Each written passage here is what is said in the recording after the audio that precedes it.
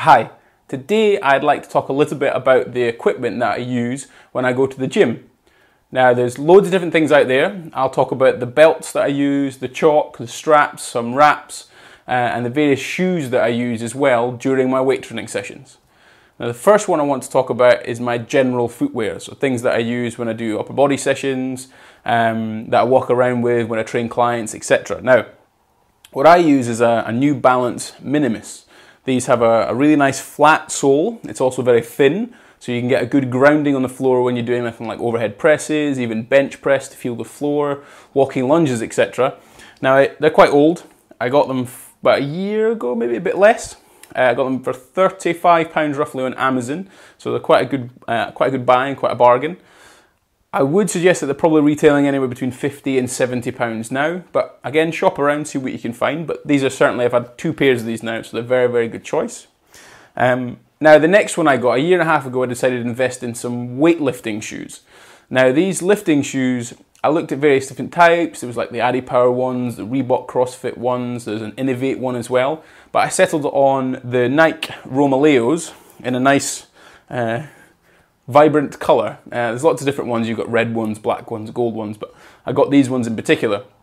What I liked about them was they're wide fitting. I've got quite wide feet anyway, and Nikes tend to fit me pretty well. They have a slightly higher heel. Now the heel on these meant that I personally have very bad ankle flexion. So these meant that I could get a little bit deeper with the squats, and they're a lot more stable. Now the difference between these and squatting in, say, the Minimus, these felt very grounded. They're almost as if they're sucking you down onto the floor, and absolutely worth the investment.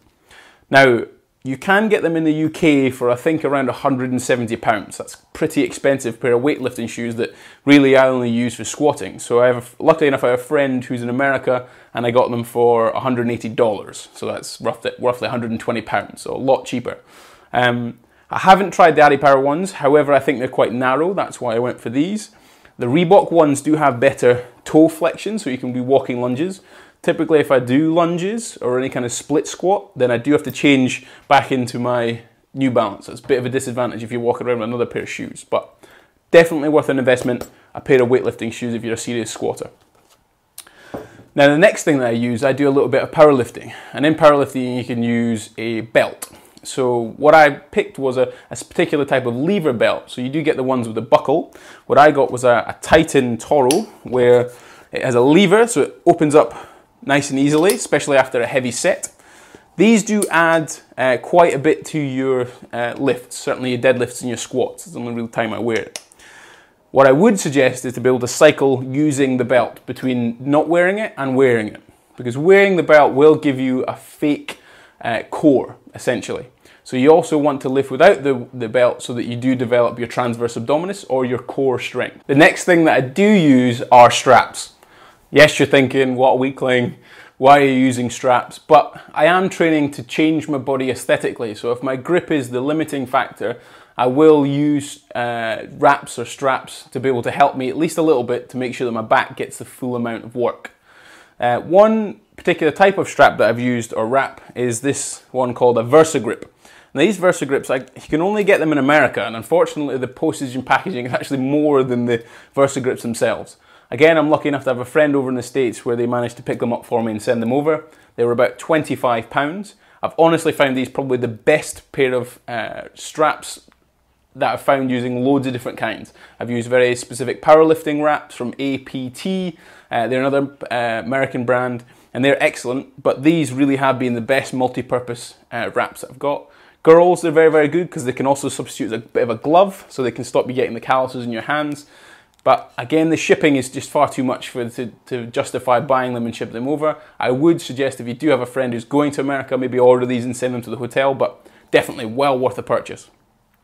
The second kind of straps that I've used in the past are these cheap ones. I got them from Amazon. They were about £1, I think, £2 maybe.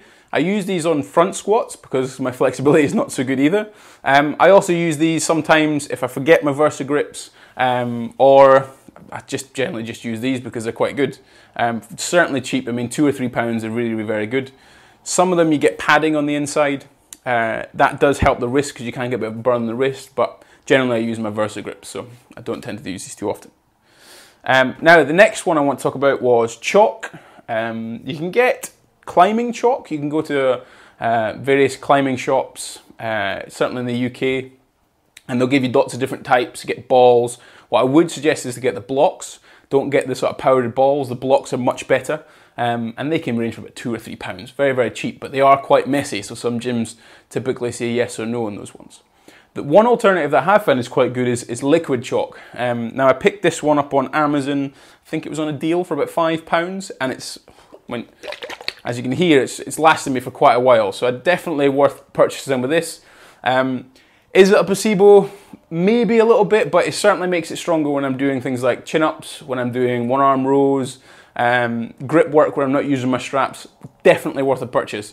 You can get this on Amazon, or I know My Protein do one, but I think I found this one as the cheapest, around £7, and it's all the same stuff. So, something that I purchased very recently were some knee sleeves and some shin sleeves.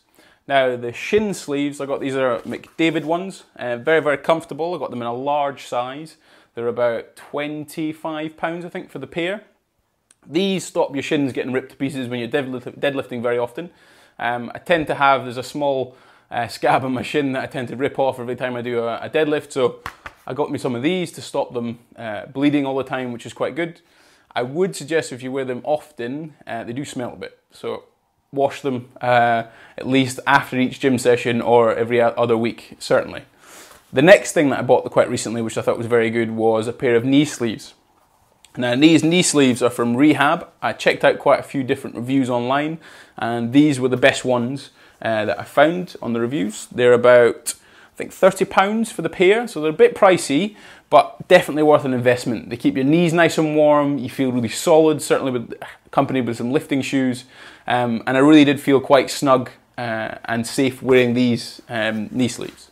What I would suggest again is wash them regularly. They stink if you don't, and nobody wants any smelly people walking around a gym. That pretty much rounds it up. I've covered all the equipment that I use. As always, if you have any questions, please comment in the section below.